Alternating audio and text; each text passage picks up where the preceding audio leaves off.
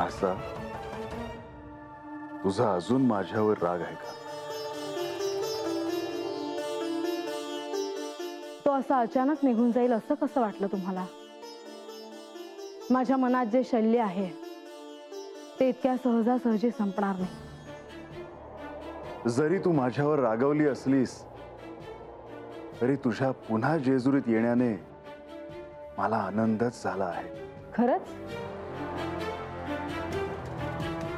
आता हे मी सिद्ध करावं अशी तुझी अपेक्षा आहे का? असा तुझ्या जेजुरीत येण्याने सर्वांनाच आनंद झाला आहे। सर्वत्र चैतन्याचे वातावरण आहे। जसा माझ्या प्रजेचा माझ्यावर जीव आहे तसा माझा देखील त्यांच्यावर जीव आहे आणि त्या प्रेमासाठी मला इथे यावं लागलं। असं हे तू असं का बोलत आहेस? ही जेजुरी तुझी आहे। या जेजुरीची तू साम्राज्ञी आहेस आणि तुमची पत्नी सुद्धा। पण ह्यावेळी मला सम्राज्ञीच्या भूमिकेत येणं भाग पडलं असं म्हटलं तरी वावगं ठरणार नाही। किंवा आईवडिलांच्या आग्रहाखातर एका मुलीने घेतलेला निर्णय। म्हणजे जर तुझ्या आईवडिलांनी तुला आग्रह केला नसता तर तू पुन्हा या जेजुरीत आलीस नसतीस का? तशीच इच्छा होती माझी, पण मला यावं लागलं। मला आता असं वाटतंय की जेजुरी सोडून मी नेवासेला जाऊन चूकच केली। जर मी नेवासेला गेलेच नसते तर आईबाबांनी मला आग्रह केला नसता आणि मी पुन्हा जेजुरीत आले नसते। हे तुझं हे असं वागणं खरंच आवश्यक आहे का? हा विचार तुझ्या मनात कधीच आला नाही?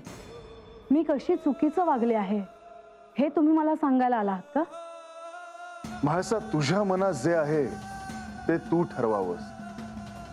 ह्याशिवाय मी अजून काय सांगणार? मी केवळ इतकंच सांगेन की तू देखील ह्या जेजुरीत हवी आहेस। मी देखील। ह्यातच तिचं असणं इथे येतं हे पुन्हा एकदा सिद्ध झालं आहे। पण हे असं होणं अशक्य तर नाही ना? आपण या विषयावर नको बोलायला। आपण बऱ्याचदा या विषयावर बोललो आहोत। यातून काही निष्पन्न होईल असं मला वाटत नाही आणि तुम्ही असं कधीही होऊ देणार नाही याची मला खात्री आहे। माझ्या समाधानासाठी का होईना पण तुम्ही हा निर्णय घेणार नाही।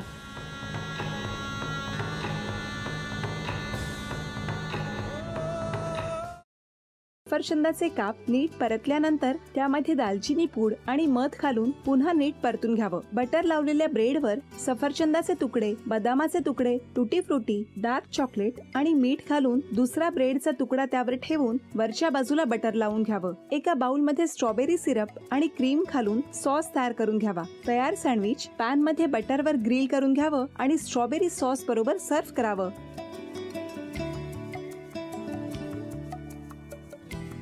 हे जेव्हा बोलत होते तेव्हा मी बघत होतो की या दोघांनी स्वतःचा संसार उभा केलाच, पण स्वतःच्या संसाराबरोबर अनेकांच्या आयुष्यात आनंद निर्माण केला।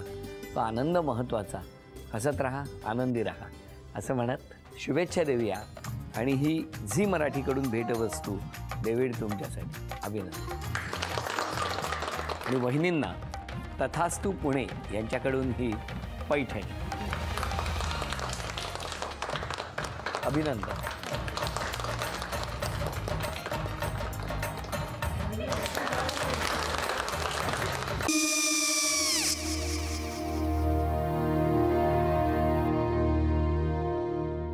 काय गो?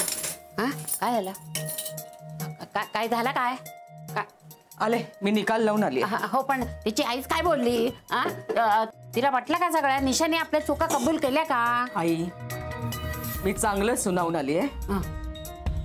त्या तिची बाजू घेत होत्या पण मी लक्ष दिलं नाहीये। खूप झालं आता। चांगुलपणा खूप झाला। मऊ दिसलं ना की कोपऱ्याने खणतात ना माणसं, ते असं।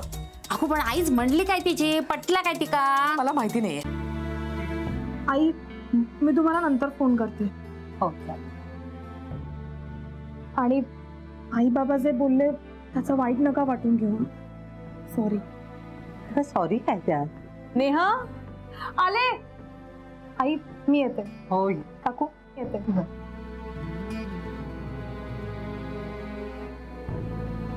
सावकाश जाग. हो हो. मग काय काकू, कधी उडवता लग्नाचा बार? बघूया.